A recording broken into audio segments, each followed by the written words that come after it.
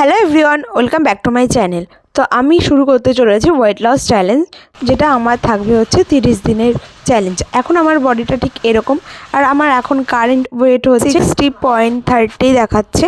তো আমার 61 60-র মধ্যেই আপ ডাউন হতে থাকে। তো আমি সকালটা শুরু করি হচ্ছে গরম জল দিয়ে, একদম উষ্ণ গরম জল, ব্যাস এইটুখানি, আর এতে কিচ্ছু মেশাই না।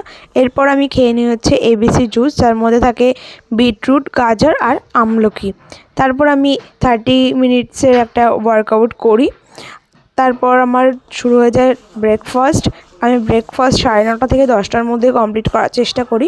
আজকে একদমই সিম্পল নিয়েছি, জাস্ট ছোলার ছাতু নিয়েছি, কিছুটা ব্ল্যাক সল্ট আর জল মিশিয়ে জাস্ট গুলে এটাকে খেয়ে নিয়েছি।